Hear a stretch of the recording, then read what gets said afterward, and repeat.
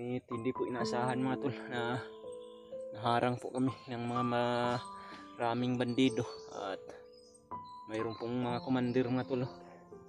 Nagkahiwalay po kami ngayon mga tol. Iwan ko lang po kung magkasama sila. Ngunit ako po ngayon mga tol, nag-iisa lang po ako.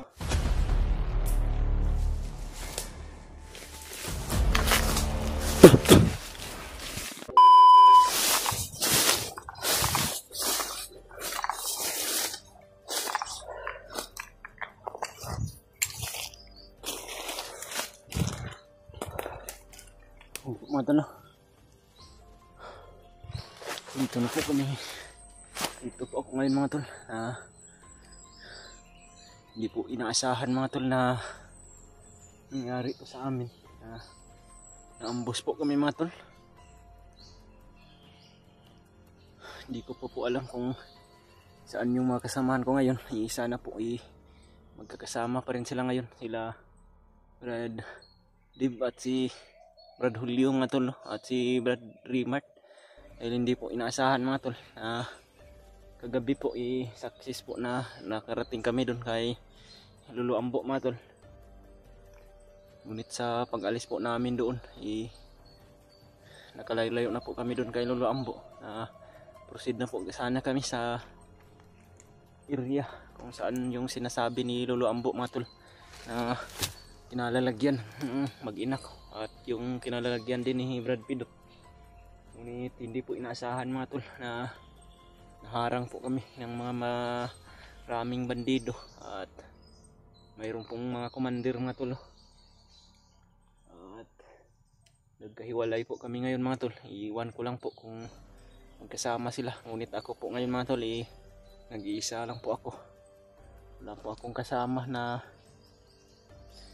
nakita kanina mga tol sa pagtakbuhan namin dahil medyo madilim pa kasi yung paligid mga tol. At hanggang ngayon mga tol, sinusundan pa rin kami ng mga kalaban. Hindi ko po alam kung saan na ngayon sila Juan mga tol. Sila ni Radib at si Brad Julio at si Brad Rimart mga tol. Sana po magkita po kami sa mas lalong madaling panahon. Nasa ganun hindi po kami mahirapan mga tol sa kung ano man yung mga mapagdaanan namin dito na mga pagsubok. Sana po mga tol, i-share nyo po itong video na to sa mga kasamahan ko. Nasa ganun malaman din nila yung sitwasyon ko ngayon. Dahil kinakailangan din po mga tol na makita namin yung mga sitwasyon ng mga kasamahan namin ngayon. Kung ano na po yung kalagayan nila ngayon. Sana po hindi sila nahuli. At hindi po talaga namin to inaasahan mga tol. Na kagabi po mga tol sa pag-uusap po namin nila Lolo Ambo, na mayroon na pong babala sa amin si Lolo Ambo mga tol na mayroon daw mga trahedya na masasagupa namin. At sana daw ay lagi kaming nakahanda. Kasi kahit mag-isa lang kami o mayroon man kaming kasama, sana daw mga tol ihanda kami palagi. Dahil napakarami daw ng peligro na aming mapagdaanan bago namin maabot yung area na kinalalagyan ng asawa at Brad Pidot mga tol. At ito na po, nagkatotoo yung mga sinasabi ni Lolo Ambo. Hindi po talaga namin din inaasahan. Ngunit nakahanda naman din po kami mga tol. Dahil mayroon naman pong mga babala si Lolo Ambo na kinakailangan din po na malagpasan namin. Sana po mga tol, magkatagpo kaming ulit ng mga kasamahan ko. Sana po okay lang po yung kalagayan nila ngayon mga tol. Dito po ako napadpad mga tol sa napagkasukal na area. Dahil hanggang dito kanina mga tol, sinundan pa rin ako ng mga kalaban. At nailagan ko na naman yung iba. Ngunit hindi ko pa po alam kung safety ba itong napasok ng lugar mga tol. Sana po mga tol, ligtas po sila Brad Rimart, sila Brad Julio at si Brad Dib. Ay hindi ko pa po alam mga tol kung magkasama ba sila ngayon, dahil habang kumakain po kami kanina mga tol, dahil nagugutom kami, mayroong dumating na mga bandido. Kakayanin lang sana namin yun mga tol kung wala sanang mga komandir. Ngunit mayroon silang mga komandir na kasama mga tol, no? Napakakunat po at hirap kaming mapuksa sila dahil marami rin sila mga tol. At sana po ligtas sila at walang mangyaring masama sa kanila, at sana po hindi sila mahuli mga tol.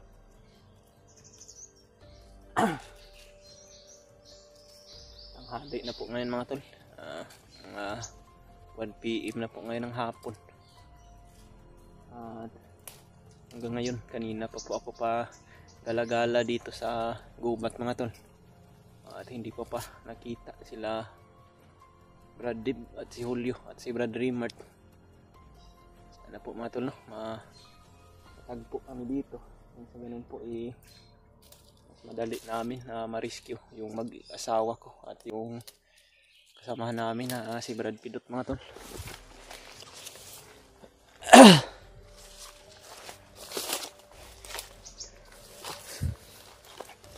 Karami talaga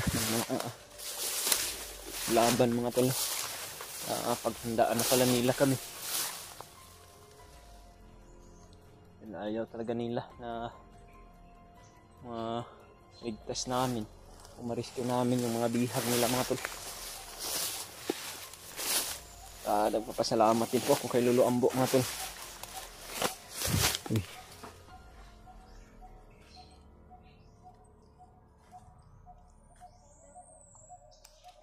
Parang masama yung pakiramdam ko sa lugar na to mga tol. Parang umiinit yung katawan ko. Ngayon ko lang napasok tong area na to mga tol.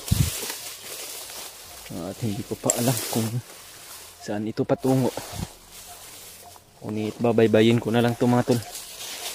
At hahanap ako ng signal para makontak yung mga kasamahan ko. Parang may kalaban mga tol.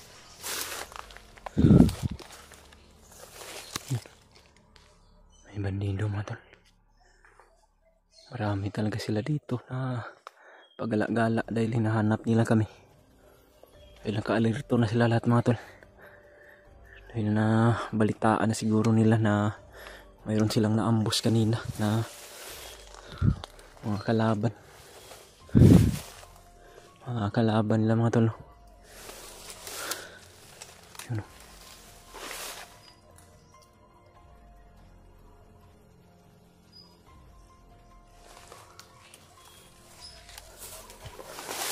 Marami sila sa bandang unahan mga tol. Na kailangan na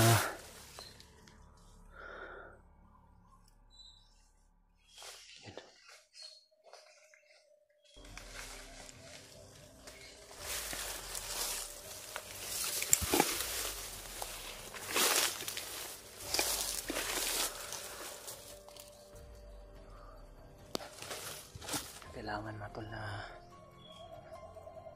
magalisto ako dito kasi ganun hindi nila ako mahuli o hindi ako mapahamak mga tol, hanggang sa makita ko yung mga kasamahan ko. Sana po mga tol, ipagdasal nyo ako na walang mangyaring masama sa akin at sa mga kasamahan ko po mga tol.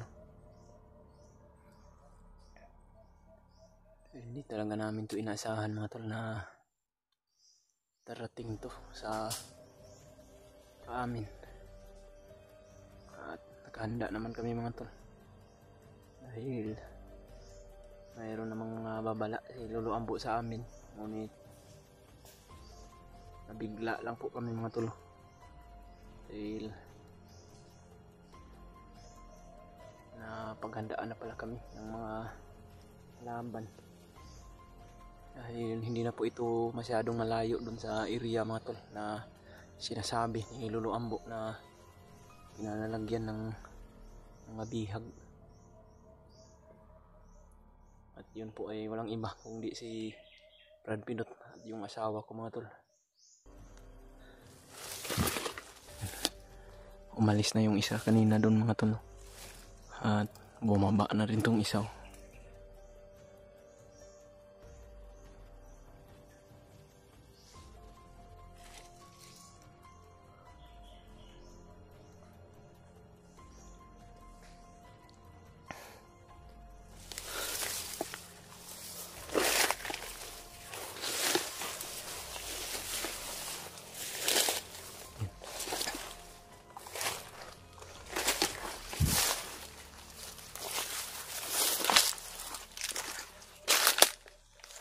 Alis.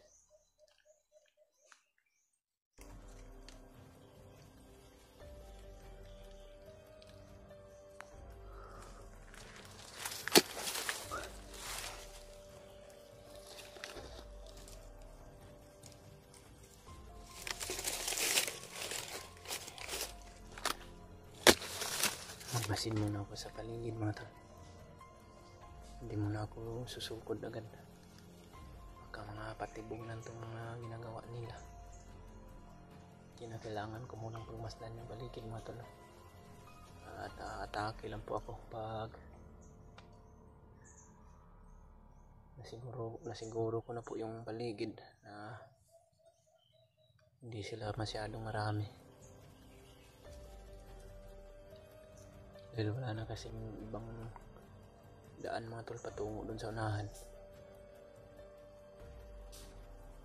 Yan. Kailangan na dito ako dadaan mga tol. Mayroon mang nakaharang, ngunit susubukan ko po to na mapatay ko po to mga tol.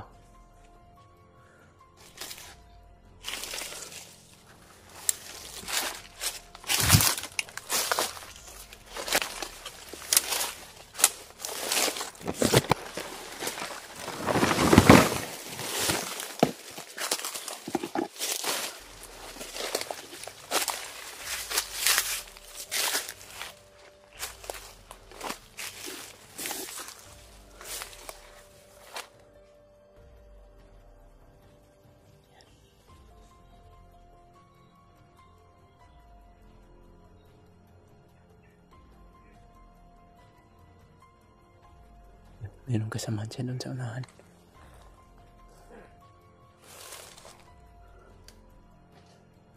Marami pala sila dito mga tol.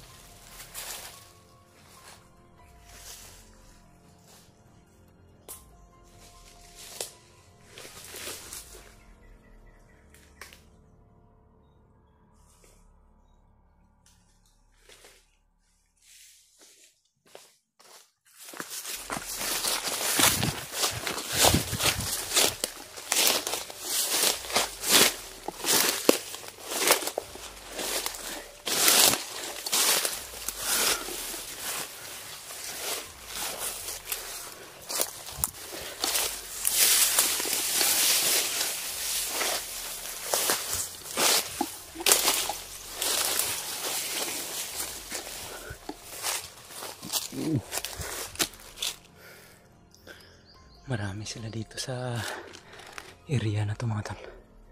At kinakailangan talaga na talasan ko yung mga paningin ko at yung pandinig ko mga tol. Hindi ko alam kung ano yung mga paghahanda ng mga bandido sa lugar na ito. Dahil naka-alerto na sila mga tol.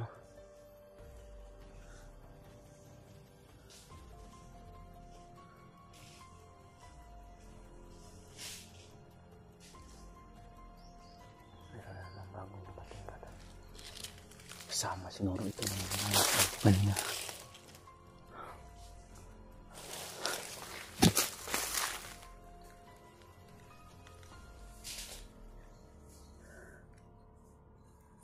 Mga tol ni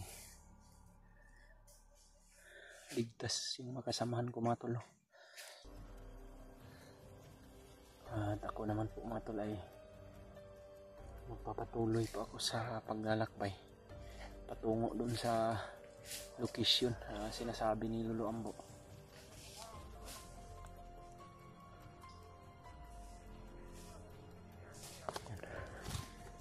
Maraming mga nagsidatingan mga tol.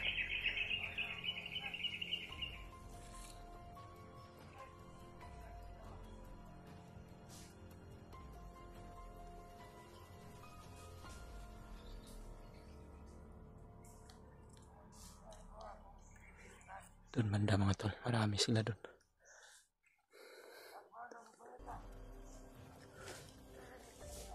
Kailangan na makalayo ako dito sa area na to mga tol. Nang sa ganun hindi nila ako mahuli o makita.